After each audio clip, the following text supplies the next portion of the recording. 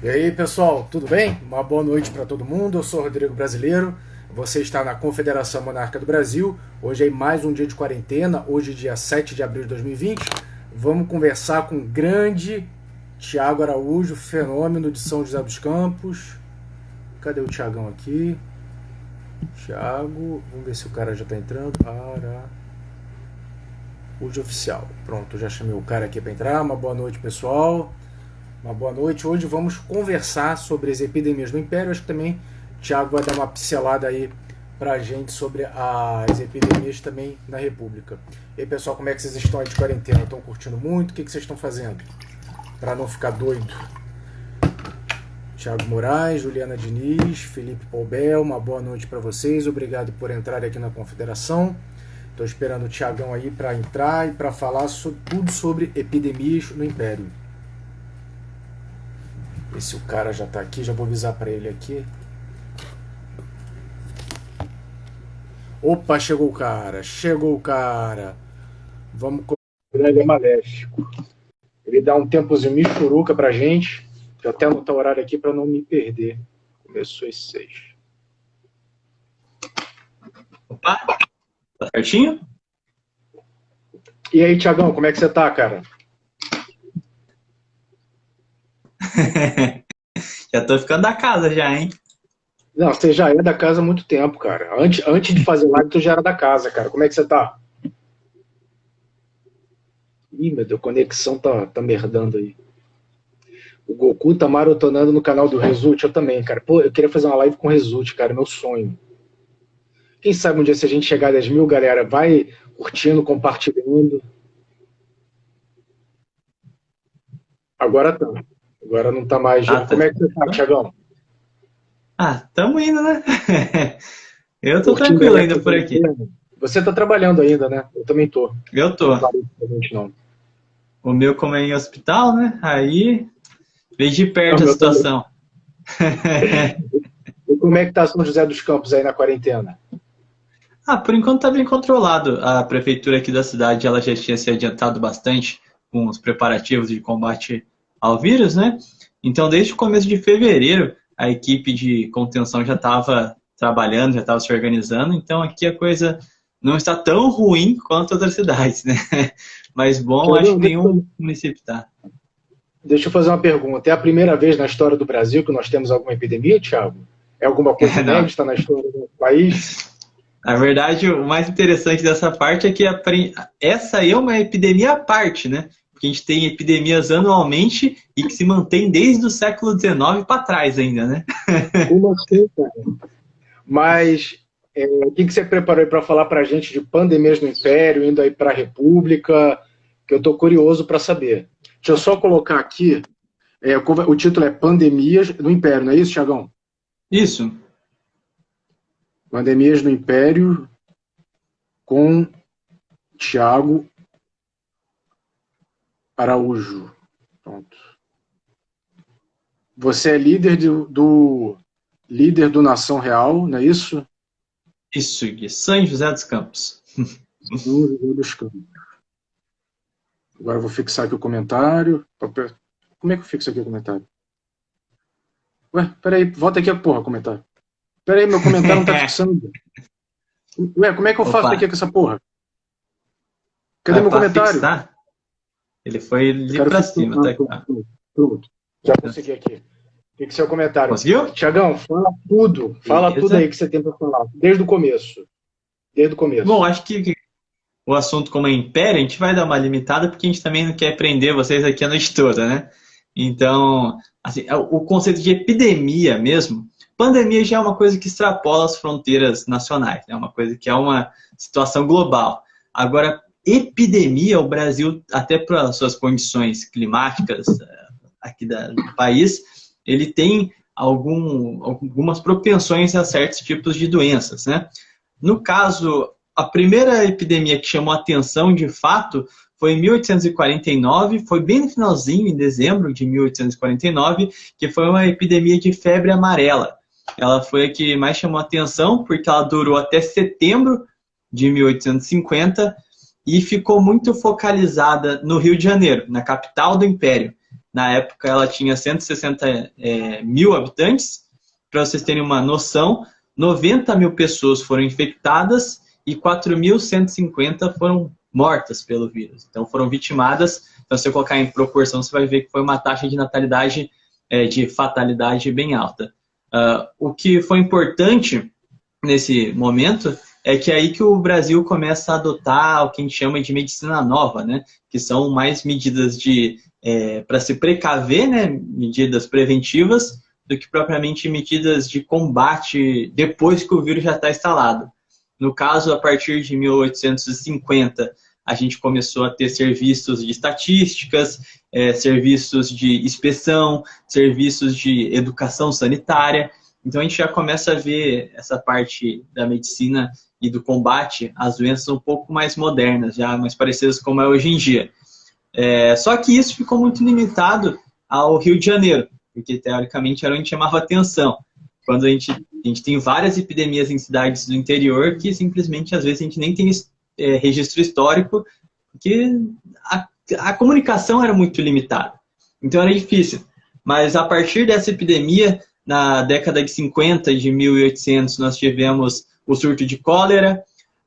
Na década de 60, de 1800, a gente teve a epidemia de varíola. Sempre na cidade do Rio de Janeiro, porque era a grande metrópole do país, né? Então, vinham pessoas de tudo quanto é região do mundo, tinha muita gente concentrada, e os centros urbanos, até 1880, não estavam tão bem informados, eles ainda estavam engatinhando, né? Então, a gente tem essa... Sim. Essa epidemia de cólera, ela foi junto com a epidemia da varíola ou elas foram em momentos diferentes? Então, elas foram em momentos diferentes. Existiam casos isolados, mas o surto mesmo foram em tempos diferentes. Por exemplo, agora, a febre amarela basicamente tinha surto todo ano. Já era de casa, já era de casa. Tanto era que... Carnaval, né? Era igual o carnaval, todo ano tinha. Exatamente. Então era sempre naquela época de verão, chuvas, justamente porque a febre amarela ela é propagada por mosquitos, né? A Aedes aegypti, que é o mesmo da dengue, a gente tem esse problema até hoje, né? Tanto que é interessante que o André Rebouças, ele tinha, como engenheiro, ele tinha um projeto para a arquitetura da cidade mesmo, algumas medidas para tentar precaver novos surtos. Só que o pessoal meio que não deu muita bola para o projeto dele, e a única pessoa que se dispôs a ler e dar alguma atenção ao projeto foi o imperador Dom Pedro II. Tanto que tem um... e é literalmente ele, o ministro, teoricamente o ministro da Saúde, não demonstrou nenhum interesse. Tanto que a única frase que a gente tem de registro histórico mesmo a esse respeito é uma frase do Rebouças, até deixar ela anotadinha aqui, que é: ninguém acreditará no futuro que o imperador era mais adiantado que seu médico e do que todos os que o cercavam. Ou seja, Dom Pedro II era um que tinha uma visão de saúde pública. Depois me passa essa frase aí pelo WhatsApp, que eu vou fazer uma arte com ela. Não sabia dessa frase. Então, eu te passo sim, passo a fonte também. É um livro específico. Quem recomendou foi o professor Paulo Cruz. Uma vez que eu encontrei com ele, a gente conversou bastante sobre o André Rebouças. Eu achei legal deixar aqui, mais por um fator de curiosidade. Mas a maior epidemia que eu acho que a gente pode falar de fato é a epidemia de febre amarela, que aconteceu em Campinas. Para quem não sabe, ali a partir da década de 80 do século XIX, a gente tem o início do ciclo do café, há uma industrialização mais forte no país, e São Paulo começa a ser o epicentro desse ciclo do café. Então, várias cidades do interior começaram a crescer junto com a capital paulista. Na década de 80, final de 70 e 80, Campinas era a cidade que acompanhava o ritmo de crescimento de São Paulo, pau a pau mesmo, tinha quase o mesmo número de habitantes. Então, chamava bastante atenção. Hoje, Campinas é uma cidade grande, mas logicamente não se compara com São Paulo, justamente por conta dessa epidemia que aconteceu de febre amarela. Bom, o que acontece... Antes de você entrar no detalhe, para quem não é de São Paulo, geograficamente, qual seria a posição de Campinas e São Paulo? São cidades muito próximas? São cidades muito distantes? Não são muito distantes. mas ela tá mais no interior. Então é uma coisa assim de chuto eu, umas 2 horas e meia, 3 horas de viagem de uma cidade para outra, se não me falha a memória. Mas é Não uma dá cidade para do ir e interior. voltar no mesmo dia, por exemplo. Ah, dá, né? Mas é difícil quem faça essa rota assim. Por exemplo, São José dos Campos é uma cidade que fica 1 hora e meia de São Paulo. Então a gente está colado aqui, enquanto seria uma viagem de ida e volta para sair de São Paulo até Campinas, se a gente fosse comparar a escala de tempo aqui de São José dos Campos, por exemplo. É um tempo bom de viagem. Eu acho que quer dizer assim, que Campinas estava mais ou menos no nível da cidade de São Paulo, que hoje assim São Paulo, se eu não me engano, é a maior cidade da América Latina, acho que é até maior do que Nova York, se eu não me engano. Mas aí eu já não vou entrar nesse detalhe. Quer dizer que assim, Campinas e São Paulo estavam ali, pau a pau. E foi essa epidemia que mudou o curso do desenvolvimento da cidade, até esse curso demográfico. Sim, exatamente. Me É, por- conta porque assim, tudo. Eu vou até anotar aqui, eu estou anotando. Pegando em dados, São Paulo na época tinha pouco mais de 49 mil habitantes, algo por volta desse número. E em 1889, Campinas tinha 46 mil habitantes. Então você vê que elas estavam tendo um ritmo de crescimento bem próximo um do outro. O que acontece é que Campinas era um polo. Ali, ó, passou ali certinho. É 1 hora e 20 de Campinas, São Paulo. Então é quase a mesma coisa que São José para lá. Uma cidade do interior, mais próximo. Agradecer aqui o Lucas Gonçalves. Obrigado aí. A correção. Tá certinho, 1 hora e 20. Tô meio ruim de geografia, mas é que eu acho que eu tava contando mais. Você faz história, você não precisa saber geografia. Mas, enfim, como era um polo do cultivo de café, estavam vindo muitos imigrantes para o país justamente em busca de trabalho. Que foi aquele momento, principalmente a partir de 60 e 70, em que estava se tornando mais rentável ter um funcionário assalariado do que um escravo. Então, na década de 80, já era meio que uma realidade já posta a abolição da escravatura. Mas o que acontece é que começaram a vir estrangeiros e tinha uma mentalidade, no interior de São Paulo principalmente, que doenças como a febre amarela eram doenças portuárias, ou seja, elas eram muito proeminentes em Santos, que tinha porto, e no Rio de Janeiro. Lá que tinham as reais epidemias. Então, realmente existia uma mentalidade que nunca ia chegar no interior de São Paulo uma doença como a febre amarela. Então, os moradores realmente não tinham cuidado nesse sentido de combate a um vírus como o do Aedes aegypti, quase que nenhum. Só que no dia 22 de fevereiro de 1889, chega até a cidade de Campinas, vinda de trem, a senhora Rosa Beck, uma sueca de 24 anos. Sueca? Acontece. Exatamente, ela foi lá em busca de trabalho. Thiago, teve muito, porque assim, teve imigração de sueco para o Brasil, eu nem sabia disso. Teve, não foi em massa como foi de alemão, italiano, chinês também teve em massa, japonês, mas teve, assim, moderado, não foi nada muito expressivo. Não foi. Esse aqui foi mais um caso à parte mesmo, foi uma peripécia da história. Futricou todo mundo, né? Mas o fato ela chegou no dia 22 de fevereiro, no dia 24 de fevereiro ela morreu. E ela foi atestada com amarela. Isso é pecado a gente rir porque já tem mais de 100 anos. Aí já prescreveu, né? Mas ela morreu 2 dias que ela chegou na cidade e todo mundo achou estranho, porque, como eu disse, existia aquela crença de que não tinha como a febre amarela se instalar na cidade. E vale lembrar que no século XIX a gente não sabia como era a propagação, nem como fecundava o vírus da febre amarela. Então a gente não sabia se era um tipo de gripe, se era uma doença, quais circunstâncias ela aparecia. A gente não sabia que era por conta de um mosquito. Então eles acharam extremamente esquisito aquela moça ter morrido em Campinas de febre amarela. Thiago, deixa eu fazer uma pergunta. Eu não sei se eu vou ser idiota. nessa época já se tinha, pelo menos na medicina mundial, uma noção de micro-organismos, bactérias, vírus, ou isso ainda não era conhecido pela medicina? Não, tinha assim, a partir da década de 60, tinha se popularizado muito o debate nessa questão das academias, e é justamente a partir da década de 80 do século XIX que você tem uma linha bastante incisiva no tocante às relações de vírus, etc., na questão mais de saúde no Brasil. Então, a gente tem os próprios Oswaldo Cruz, diversos expoentes da época que tiveram debates bastante acirrados. Se você for procurar alguns documentos no próprio Google Papers, você vai ver que existem bastante trabalhos universitários que falam sobre a chegada dessa visão mais científica, de fato, de combate a doenças, não mais tão ligado a uma medicina um tanto quanto arcaica, né? Só que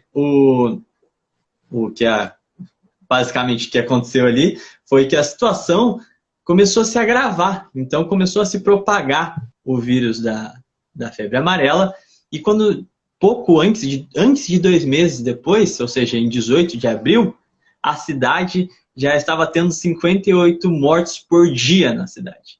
Então, teve de fato um dos piores quadros de febre amarela da história do país até então, ali numa cidade do interior. Ninguém entendia direito como é que aquela situação chegou àquele ponto, como que eles podiam combater aquilo e por que aquilo estava acontecendo. Então, para vocês terem noção, o nível de pânico que se instaurou na cidade, a cidade que contava com 46 mil habitantes, 2 meses depois, continha apenas 5 mil habitantes. Ou morreram ou fugiram da cidade. A cidade possuía 27 médicos, dos 27, 24 meteram o pé. Saíram correndo da cidade. Então a cidade, todo mundo que tinha dinheiro saiu, ficou só ex-escravos, miseráveis, enfim, ficou um estado de colapso total na cidade. Tiago, então a cidade, assim, deveria ser bem abastada, porque de 46 mil pessoas, 41 mil fugiram porque todo mundo tinha uma reserva, né? Já era a cidade já tinha prosperidade, né? Sim. Deus já atuava naquele recanto. Sim, perfeitamente. Mas ali chegou um ponto ao longo dos meses que os coveiros não estavam dando mais conta de abrir buraco na terra mais. Começaram a empilhar corpos em praça pública e chegou um nível que começou a chamar a atenção da mídia e do governo. Foi só aí que começou a ter auxílio tanto de recursos humanos quanto recursos econômicos, né? Então começou a ser enviados enfermeiros, médicos para a região, começou a receber recursos, tanto aparelhos hospitalares como dinheiro mesmo para o município investir ali no combate à doença. Mas o problema é que não adianta você ter pessoa e recurso, porque você só vai conseguir tratar a doença, mas você não vai conseguir prevenir a sua expansão. Porque a gente não sabia, basicamente, como é que ele se proliferava, como é que ele se implantava. E o que aconteceu foi que, anualmente, a situação se repetiu. Ou seja, a cidade foi ficando deserta, ninguém mais queria ficar na cidade, só os miseráveis ficavam lá, e toda vez que chegava o período de chuvas e o verão, a situação sempre era a mesma ali.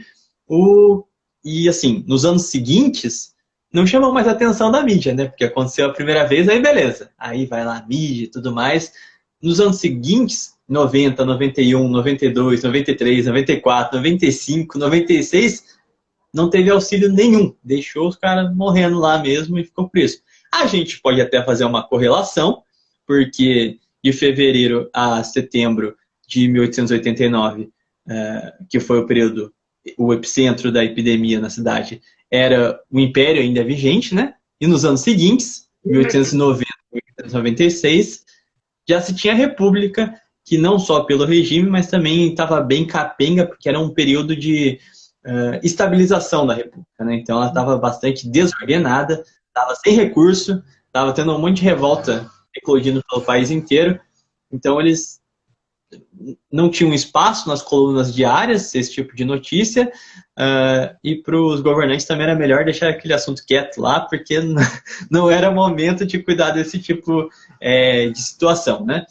O que acontece é que em 1897, ou seja, já depois de 8 anos que já está tendo anualmente essa situação, chega o Dr. Emílio Marcondes Ribas, que foi um médico que já tinha bastante destaque na época, com bastante artigos publicados na academia científica, e ele gostava bastante de estudar a medicina estrangeira. E no caso ele tinha muita simpatia com o doutor cubano, que na época Cuba não era comunista, um doutor cubano chamado Carlos Finlay, que ele apontava que o mosquito, vou até que ler esse nome aqui, que isso aqui é complicado. Na época chamava Stegomyia fasciata, que hoje a gente chama de Aedes aegypti, né? Que esse mosquito era o vetor da doença. Então foi a partir dessa pesquisa que ele começou a criar uma campanha de combate ao vírus. E foi nisso que ele conseguiu, fazendo as coisas mais básicas, né? Ele retificou córrego, ele vedou os poços da cidade, ele proibiu o uso de tinas para lavagem de roupa e começou uma campanha de educação, de instrução da população de coisas básicas para combater o mosquito, que é basicamente o que a gente vê até hoje, a campanha lá para combater a dengue, combater a febre amarela, esses cuidados básicos, não deixar a água parada, e patati e patatá, que a gente já está até cansado de ouvir hoje em dia, né? E foi por conta desta epidemia específica, um nível tão grotesco, que acabou com uma das cidades mais prósperas de São Paulo, ali no final do século XIX, no Brasil a gente começou a adotar de fato o surgimento de uma inspeção sanitária real, que já tinha métodos... Foi depois desse evento em Campinas. Exatamente, a partir de 1997. Tanto que em 1997, perdão, troquei aqui os séculos. Mas, a partir de 1899, o Dr. Ribas, ele se tornou, ele ocupou o cargo mais alto da inspeção sanitária do país. Ele realmente coordenou a província de São Paulo inteira a esse respeito, não só mais Campinas, mas ele alcançou esse posto por conta do seu combate efetivo do vírus no município. Então, quer fazer uma perguntinha aí? Ou tá tranquilo? Eu quero saber como é que a sueca pegou febre amarela, cara. Então, o que a gente... Porque assim, é difícil ter o controle dessas pessoas. Você tem noção? A mulher tá lá no gelo, lá no cu do Alasca. A mulher sai pra morrer de febre amarela no Brasil, coitado. Que Deus a tem, né? Jesus, não é isso, mas tem que ser azarado, né? Sair lá do país escandinavo, descer aqui no novo mundo, né? em busca de emprego. O que os estudos apontam é que ela desembarcou no Rio mesmo, e de lá ela foi para... Aí que provavelmente ela contraiu... Na verdade, a gente não sabe exatamente onde ela contraiu. O que entende-se que aconteceu é que os mosquitos entravam no trem junto com os passageiros e desembarcavam junto com os passageiros nas cidades do interior. Não, porque é o único jeito que explica o surto. Porque não é um tipo de doença que eu vá passar para você, necessariamente, né? É o tipo de doença que necessita do mosquito mesmo, trabalhando ali, principalmente um caso de fixação como esse, onde o vírus tinha que se instalar no município para continuar fazendo vítimas ano a ano, né? Gente, que curioso, já o mosquito, será que ele pega uma carona? Imagina, então imagina um avião, coitado. O mosquito foi o primeiro pula-catraca do Brasil. Tem mais agora essa aí acabou.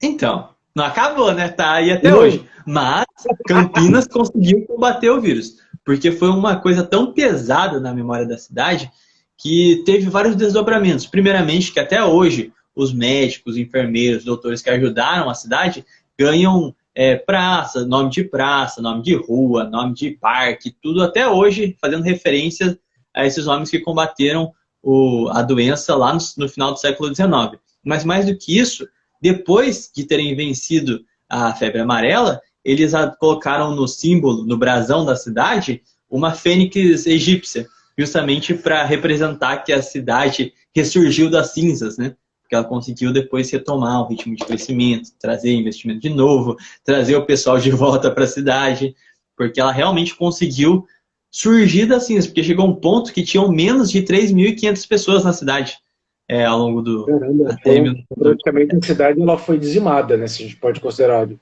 em certa Exatamente. maneira. O que é interessante é que depois, anos depois, com a gripe espanhola, em 1918, o Brasil estava apresentando qualquer sintoma parecido com a realidade é mera coincidência. Em São Paulo, no Rio de Janeiro, por todo o país, estava existindo algumas crenças de que pelo clima do país o Brasil não seria infectado, que por conta de ser um vírus estrangeiro não tinha chance de chegar no Brasil. Vou arrumar uma treta nos comentários, deixa pra lá. Não, eles depois começaram a acusar, porque a mídia começou a publicar os relatos do que aconteceu no exterior por conta da gripe espanhola e começou a salientar os perigos no Brasil, mostrar cuidados sanitários básicos, etc.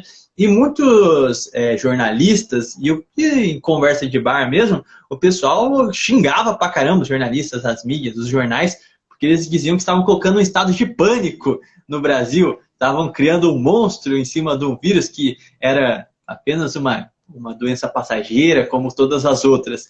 Então você vai vendo a situação que se desenhava e você vai correlacionando com o momento atual.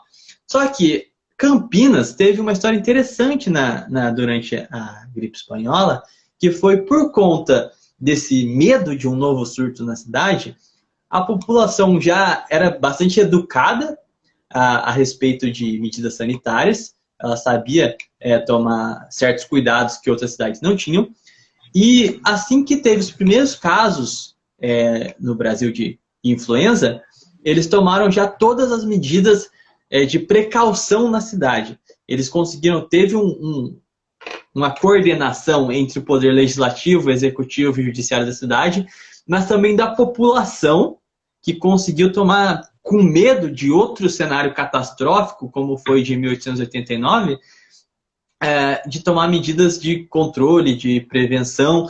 Então, se você for ver os dados de todas as cidades que foram afetadas, as cidades que mais rapidamente se recompuseram da influenza, você vai ver que Campinas está ali no top 3. Foi a que teve menos mortes, que a economia voltou a girar mais rapidamente. E é interessante algumas questões que aconteceram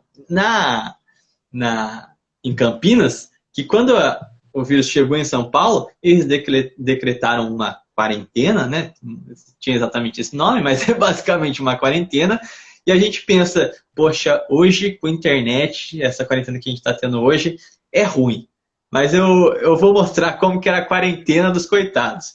A quarentena deles proibiu passeio ao ar livre, não importa a situação, você não podia sair de casa, visitas a conhecidos, enfermos, qualquer coisa, não podia, cultos religiosos proibidos, aulas não foram suspensas, fechou todo tipo de comércio, todo tipo teatro, clubes, bares, cinemas, tudo fechado, e tinha algumas coisas ainda mais bizarras, porque, logicamente, a gente não tinha a informação tão rápida quanto hoje, e também a gente não tinha muita ciência do que se tratava o vírus nas nuances. Então, eles proibiram a comercialização de qualquer tipo de alimento gelado e de algumas frutas, principalmente frutas cítricas, porque eles acreditavam que podia deixar as pessoas resfriadas, principalmente melancia. Foi completamente proibida na cidade a comercialização de melancia, sorvete, enfim, tudo quanto é comida que a gente consome gelada. Além disso... Posso ter uma dúvida assim? Comparando a epidemia de Campinas, da febre amarela, com a do influenza. As medidas profiláticas, elas assim, são um pouquinho diferentes. Né? Sim. Mas assim, porque, digamos assim, a população de Campinas, ela já adotava as medidas de isolamento e higienização com mais tranquilidade, ou não? Mas como elas ficaram, digamos assim, com medo de uma nova doença, elas seguiram mais facilmente o que o poder público estava solicitando. Assim, eu quero Sim, saber o seguinte, elas. o isolamento era uma coisa que eles já faziam com frequência, em virtude da febre amarela, ou era uma coisa que eles não faziam, mas passaram a adotar sem resistência? Então, a gente tem que entender que de 1889 a 1897, eles não tomavam medidas. Esses anos foram de epidemia mesmo. Não sabia como controlar, não sabia como se espalhava, então eles nem tinham ideia de quarentena, esse tipo de coisa. Quando veio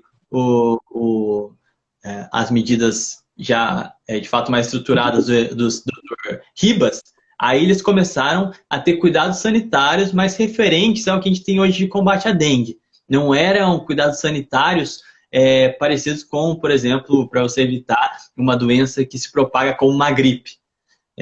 Então, eram diferentes, mas o que acontece é que aquele evento da febre amarela, ele marcou tão profundamente o imaginário da população de Campinas, que quando veio a influenza, a gripe espanhola, eles não tiveram qualquer tipo de resistência às novas medidas educativas de combate à influenza, e eles adotaram com tranquilidade, justamente temendo que ocorresse outro surto no sentido mais do medo da morte mesmo, daquele número de mortes alastradas na cidade.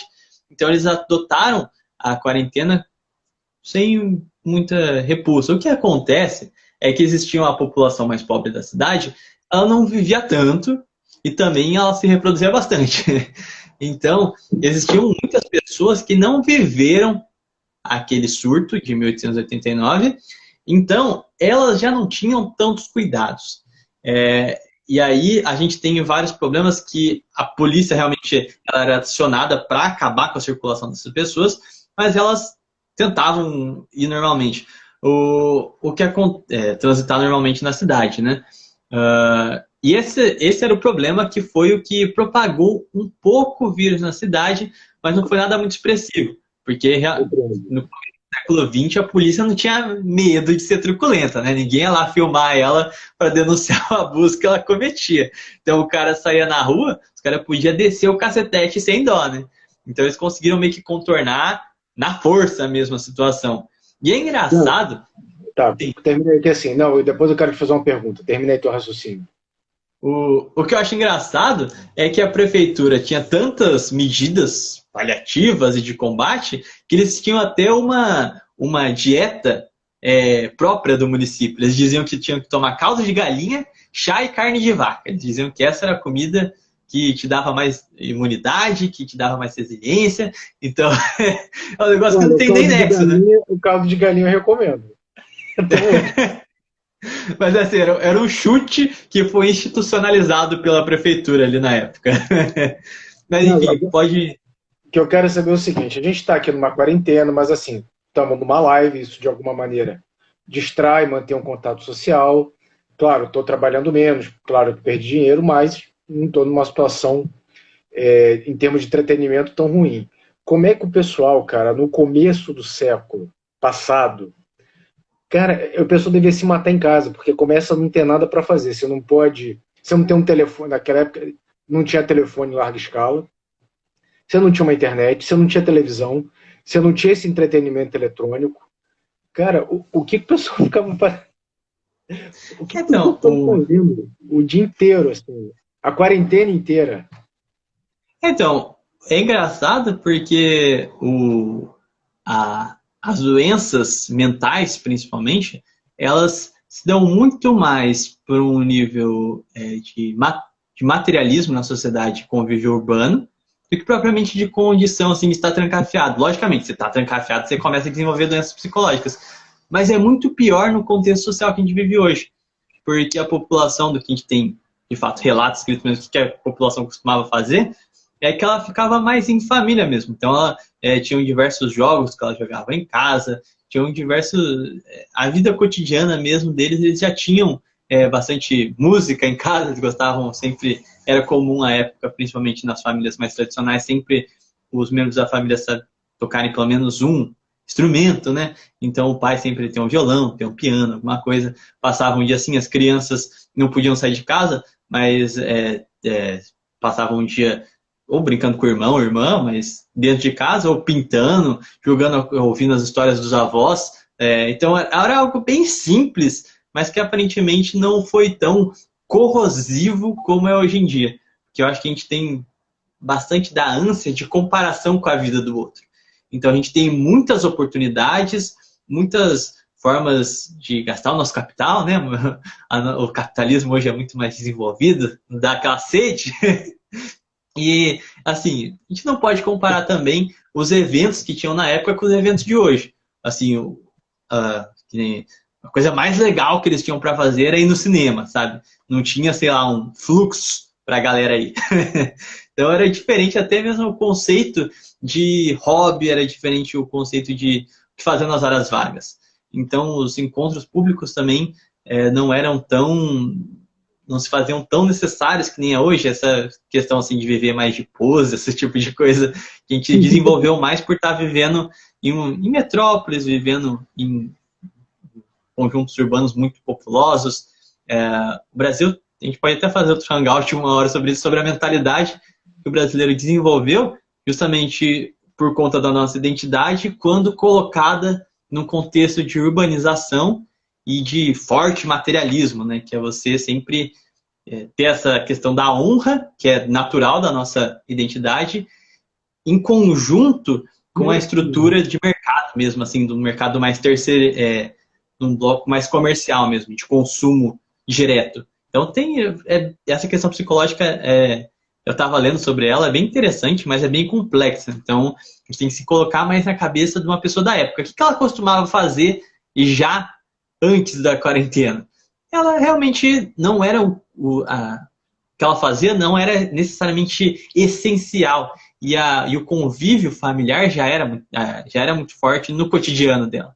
Então, quando ela ficou presa, ela deixou de fazer algumas coisas, mas ela já sabia o que fazer com a família dela, já tinha uma rotina, eles já tinham... Era muito mais comum, né? O pai brincar com o filho, os avós terem algum tipo de interação com seus netos, principalmente brincadeiras, canções, histórias, enfim, era um contexto bem diferente do que a gente tem hoje, né?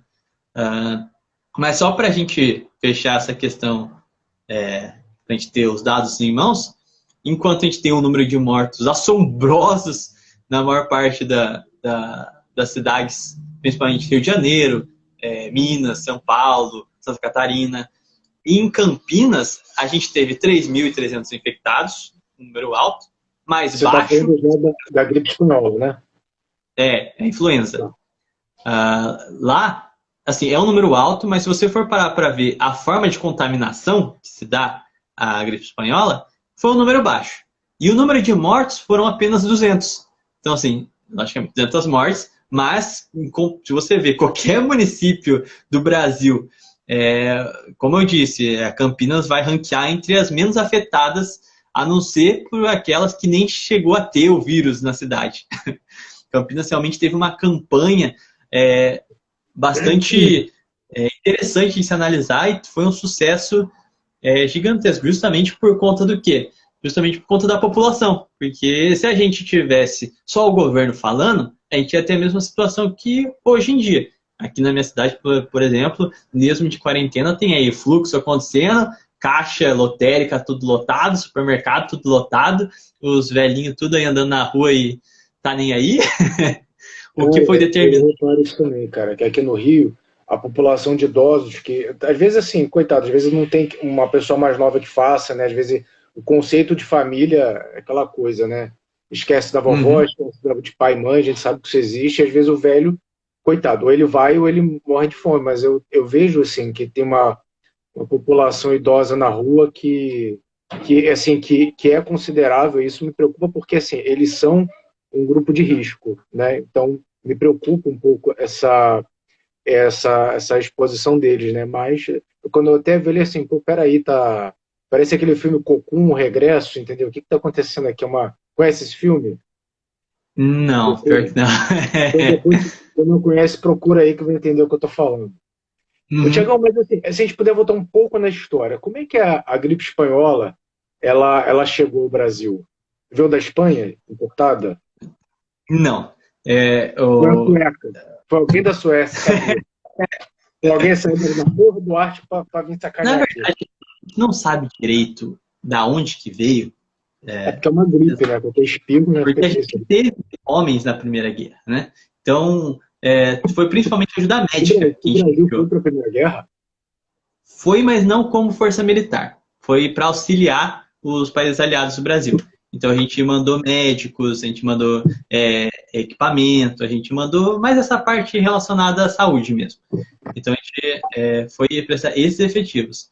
E quando o pessoal foi voltar, o governo meio que vamos fazer uma verificação ali, uma inspeçãozinha, vamos fingir que a gente higienizou os navios, só que não higienizou porcaria nenhuma, fez nas coxas mesmo, e foi por isso que teve os picos, primeiramente no Rio de Janeiro, depois para São Paulo, e é por isso que também a gripe espanhola é difícil você ver casos alarmantes muito para o extremo sul do país e muito para o extremo norte. Então você vai ver que foi aqui mais no sudeste, subiu um pouco para o centro-oeste, e alguns casos mais isolados, mais para o norte e nordeste. Essa epidemia da gripe espanhola durou mais ou menos de que período a que período? De que ano a que ano? A gripe espanhola é complicado, mas assim, o surto mesmo foi mais no primeiro ano. Depois ela continuou vitimando bastante gente, mas ela chegou em 1920, eu acho que já estava quase que zerado os casos já. Porque assim, a gripe espanhola teoricamente nunca deixou de existir, né? Até hoje a gente tem que tomar a vacina de influenza e tudo mais, porque ela se tornou uma gripe comum.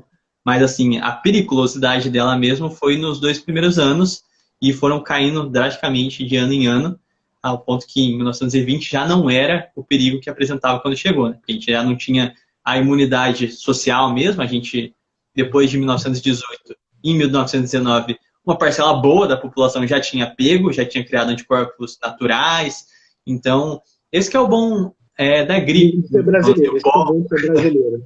A gente não...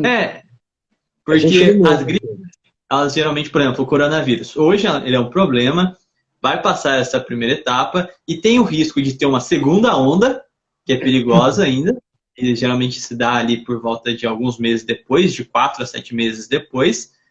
E depois disso, como a maioria da população já foi contaminada, as ondas seguintes que vão ter já não vão surtir o efeito, vai ser mais... Aí sim vai ser uma gripezinha. Mas que foi... Tiago, você consegue comparar aspectos contemporâneos dessa epidemia, dessa pandemia do coronavírus com a pandemia da gripe espanhola? Você vê algumas semelhanças entre o comportamento da população, do governo, de mídia?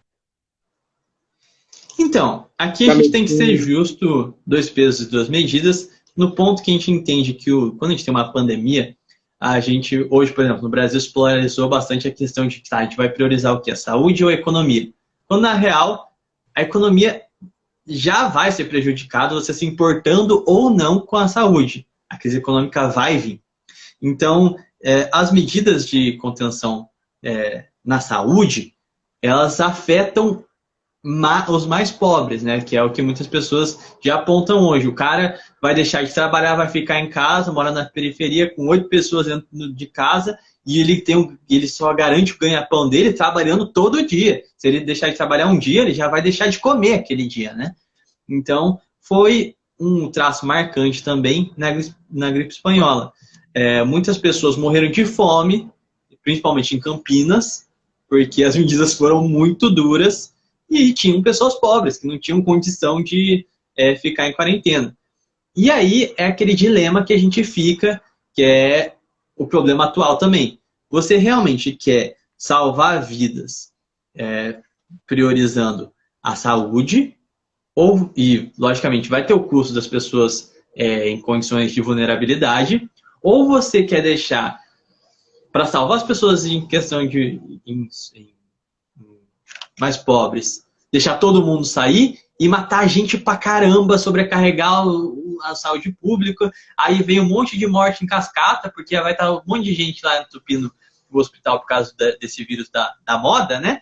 Mas um monte de gente que tem outras coisas, se acidentou, teve infarto, enfim, vários outros problemas vão deixar de ser atendidos porque os hospitais já vão estar cheios. Então, você fica com esse dilema. Você vai fazer o quê? Você vai querer fazer uma quarentena forte para salvar essas vidas e perder as vidas dessas pessoas mais pobres? Você vai querer priorizar a vida dessas pessoas mais pobres, mas contaminar todo mundo e ter uma quebra em cascata, tanto da economia quanto da própria saúde, do sistema de saúde público, né? Então, foi um dilema que teve na época, que eu acho que foi o mais marcante. Porque, por exemplo, como a gente falou bastante aqui no caso de Campinas, que foi um caso de sucesso, eles realmente bateram o martelo e nem ligaram para a população mais pobre. Eles foram lá e deixaram os caras morrer de fome mesmo. Então, essa foi o preço que eles resolveram pagar para que a cidade conseguisse superar essa pandemia sem muitos reflexos dela. Agora, no contemporâneo, a gente tem essas mesmas questões. O problema é que, logicamente, na época, o país, quando veio a gripe espanhola, ele não teve uma quebra política. Então, os municípios, principalmente, agiram bastante, os estados deram auxílio, e os estados estavam subordinados ao presidente, porque o presidente estava meio que ligeiro, deu umas mancadas no começo, mas ele começou a tomar as medidas na medida do possível, porque a comunicação também era bem ruim na época, né? E se você for ver, a influenza é um vírus que se propaga muito rápido, então eu imagino os problemas do combate por conta da estrutura de comunicação, né? Que era muito arcaica, mas o presidente à época morreu, mas eles tinham uma unidade. Hoje o que acontece é que o Brasil resolveu se dividir em dois, né? Entre essa visão de não tomar medidas tão duras por conta da economia e para priorizar essas pessoas em situação de vulnerabilidade, e os governadores, as instituições, agora a gente tem organizações mundiais também que dão seus apitos, né? Todos eles falando para você priorizar a questão de quarentena mesmo, de isolamento social, porque se você for colocar na balança, esse que é o grande problema, como é que você vai colocar na balança mortes? Esse que é o ponto. Se você fizer a quarentena, realmente menos pessoas vão morrer. Mas você vai ter que olhar para a cara das pessoas em situação de vulnerabilidade e vai ter que falar, olha, vocês vão pagar o pato para salvar esse monte de gente aqui. E de forma nenhuma isso parece ético e de forma nenhuma isso cai bem, principalmente numa democracia populista, né? Então esse é o principal aspecto que a gente faz de parâmetros, que a gente tem que ver o Brasil da época e o Brasil de hoje. O Brasil da época era uma oligarquia. Minas e São Paulo estando bem, e não é o Estado estando bem, é as oligarquias estando bem. Então eles não tinham que ter essa preocupação de ser um populista ou não, né?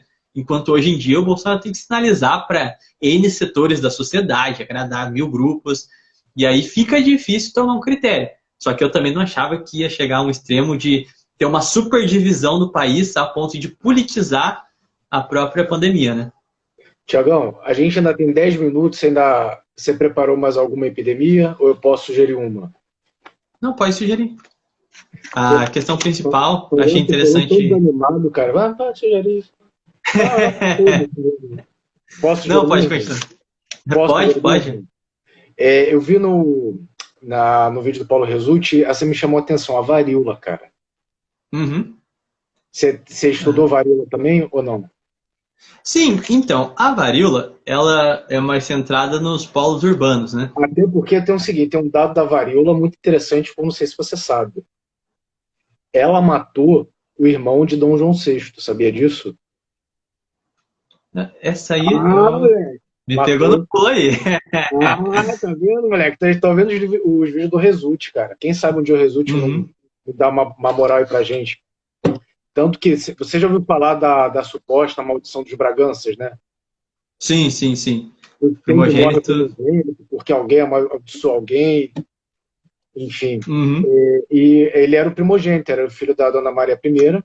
Ele morreu de varíola e aí Dom João VI teve que assumir a função de príncipe regente. Uhum. Mas fala aí. E também a varíola matou um presidente da República, não matou? Então, a varíola matou o presidente? Eu sei que a gripe espanhola chegou a matar o... Mas fala aí da varíola que a gente tem... Deixa eu ver, a gente tem 10 minutos para você falar Não, se não quiser falar da varíola, pode falar de outra doença também, cara. Doença que não falta. Quiser falar de onda, quer falar de AIDS, diabetes, você escolhe. Quer falar de Então, câncer? Você gosta de câncer? a Quer falar de câncer. leucemia? Pode falar do que quiser, cara.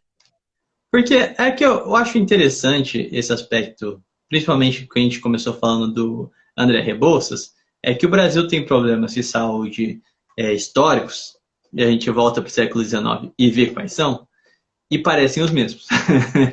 Então, a gente tem o que mais chama atenção mesmo é de fato a febre amarela, porque é um problema que não foi superado até hoje. Beleza, a febre amarela não é o epicentro mais hoje em dia, mas ela vitima bastante pessoas. Mas a dengue, ela é muito similar à febre amarela, né? Até pela forma de propagação dela, que é com o mesmo mosquito. E o que eu acho que é interessante ver aqui é que em 1850 a gente teve a institucionalização da medicina nova, né? Que é essa medicina de caráter preventivo e criando controles epidêmicos. Então, medidas de criar estatística para a gente catalogar e poder ver isso anualmente, fiscalização, ver os blocos e tudo mais. O problema é que no Império ele carecia, de fato, de saúde e de educação. Então, principalmente nesses casos de febre amarela, o Império não tinha contingente para educar a população das capitais para tomar as medidas de precaução e também não levava à frente um projeto sério de combate às doenças básicas, que é principalmente na capital, no Rio de Janeiro, cólera, febre amarela e varíola. Então, cada uma dessas matavam anualmente, né, quase 4.000 pessoas cada uma. Então, gente pra caramba morria da doença. E o André Rebouças mesmo, ele tinha saúde muito frágil, né, é descrito como fator marcante. Ele tinha saúde frágil, eu não sabia, cara. Sim, na infância dele, ele não frequentava as aulas cotidianamente, justamente porque ele sempre estava doente, sempre tinha problemas de saúde. Então, quando ele foi fazer o ensino médio dele, o ensino superior, o pai dele sempre tomou um cuidado de selecionar certas escolas, selecionar as cidades para ver como é que é o ciclo de doenças lá, justamente por conta da debilitada dele na infância e na adolescência. Aparentemente, quando ele chegou à fase adulta, já não tinha mais essa saúde tão frágil, porque ele vivia quase na capital e não morreu das doenças que iam lá. Então, isso já é um bom sinal para ele. Mas, e é por isso, justamente por essa questão do Brasil, de que a educação era extremamente precária e a saúde também não era levada a sério nos métodos mais, como a gente pode dizer, cientificistas, né? Do século XIX, que Dom Pedro II financiava a Pasteur. Então, a gente estava tendo ali... Financiava a Pasteur? Sim, tem algumas pesquisas dele ainda, eu não sei dizer exato ao certo, tem um documento só falando sobre isso, depois eu te mando se você quiser ver. Ele chegou aqui no Brasil, o cara só ficou na França? Não, ele só da França só. Ele trocava bastante correspondências com ele, né? E foi principalmente isso, ele falava quais estudos ele estava tomando à frente, e aí Dom Pedro ia lá e pegava e financiava parte do estudo, entendeu? Era um dos financistas. Porque o traço marcante de Dom Pedro II, principalmente por isso que ele fez muitos amigos na Alemanha, na França, etc., porque ele ia como cidadão comum, né? Ele não gostava de ir como imperador. Então ele conversou com várias pessoas e só depois que eles conheceram o cara que descobriram que ele era imperador do Brasil. E isso possibilitou que ele financiasse diversas pesquisas, sempre na área científica, que o Dom Pedro II tinha bastante essa coisa do iluminismo, da sociedade científica. Ironicamente, ele foi deposto justamente por uma ideologia que tinha forte caráter cientificista, né? Mas ele chegou a financiar uma pesquisa de Pasteur e já tinha o Instituto Pasteur aqui no Rio de Janeiro. E o pessoal tinha bastante... Os debates, infelizmente, não circulavam em esfera institucional. Ficavam sempre nos jornais. Então, falando como que tinha que aplicar, assim, assado. E foi nessa que André Rebouças ele entrou algumas vezes nesse debate, e aí que ele fez o projeto dele de, vamos dizer assim, de combate à febre amarela, que vitimou N pessoas que ele chegou a conhecer, e era uma realidade complicada, porque todo ano levava 4 mil pessoas a óbito por conta da febre amarela. E é interessante que, enquanto engenheiro, o projeto dele era de uma mentalidade que ficou bastante moderna no século XX, né? Que é de planejar a cidade. Ou seja, você começar a fazer reformas para tirar os centros que você já podia deduzir que era onde o vírus se proliferava. Porque, como eu disse, essa ideia de que era um mosquito, que era o transmissor, era uma teoria, mas não era, assim, por exemplo, na década de 60, 70, não era comprovado. Então, quem levou, assim, o próprio Dr. Ribas, ele só chegou com convicção de que era um mosquito, porque já estava no finalzinho, lá na pontinha, 3 anos para acabar o século XIX, e já estava bastante forte, quase que comprovado essa teoria de que era um mosquito, que era o vetor da febre amarela, né? Só que o André Rebouças ele já tinha alguns projetos levando em consideração que bem provavelmente tinha alguma coisa a ver com água parada, porque ele começou a analisar, poxa, verão, chuva, época de chuva, começa o surto. Então ele começou a fazer um planejamento do Rio de Janeiro, vendo justamente onde que eram os centros que juntavam água parada, pequenos lagos temporários, né, esse tipo de coisa, para conseguir fazer esse projeto. E como eu disse, o projeto dele foi ignorado pelos principais médicos do Império e só foi levado em consideração por Dom Pedro II, provavelmente porque ele também já tinha lido alguma coisa ou outra sobre as doenças que afligiam o Império, né? Porque eram doenças que ele via cotidianamente, e ele, como já tinha essa sede de querer ficar lendo artigos científicos, imagina se ele não ia querer arranjar maneiras de descobrir formas de combater os vírus que afligiam a capital do Império do Brasil, né? Que era uma coisa que sujava bastante a imagem do Brasil, porque o pessoal de fora falava que a gente era sujo, de que era uma cidade morta, capital do Império, por conta disso. Existiam diversos boatos até sobre nós quanto povo por conta disso, por causa dessas doenças que assolavam o Rio de Janeiro e todas as cidades portuárias. Isso, né? Porque assim, o povo brasileiro é um povo muito limpo, né? A gente é muito asseado, né? Eu não vou falar um país, porque como essa live vai ficar gravada, depois eu te conto, te ligo, a gente bate um papo, eu te conto. Eu viajei uma vez para um evento da Igreja Católica, não sei se já ouviu falar, Jornada Mundial da Juventude com o Papa. Já ouviu falar desse evento? Já, eu conheço. Na Austrália. Cara, a gente passou num alojamento. Eu fiquei no colégio, aí teve um alojamento que ficaram os brasileiros, nesse colégio ficaram pessoas de outros países. Teve um país que ficou um pessoal de um país europeu, que eu não vou citar o nome, mas para você eu falo. Cara, a gente quase vomitou, um cheiro de chorume. Eu falei, isso não é possível, cara. Esse pessoal deve gostar de cheiro de cocô. Porque assim, cara, eles não veem que eles estão fedendo, cara. Era um cheiro de gorgonzola, com chulé, com, assim, uma podridão. E eles ali, tipo, animadão, feliz da vida, todo mundo rindo, conversando, deitado, mexendo no celular, e a gente passando assim, ó. Puta que pariu. E depois eu te conto com esse país. Eu sou muito pouco.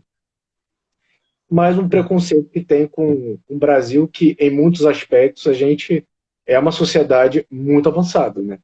Eu acho que só o fato da gente questionar esse sistema vigente presencialista de uma maneira extremamente mais organizada que em muitos países, isso mostra o quanto a nossa sociedade ela é promissora. Tiagão, encerra a live, cara, que o Instagram já está sinalizando que vai acabar. Pô, não tá certo. Encerra aí que a gente vai salvar. Hoje vai dar certo em nome de Jesus. E obrigado aí pela sua participação. Mais uma vez, sua gentileza. Você é uma simpatia, está sempre partilhando seu conhecimento. Se você estiver vendo pelo YouTube, curte, compartilha. Tiagão, pode encerrar essa live que esse momento é teu. Aí dá problema na conexão.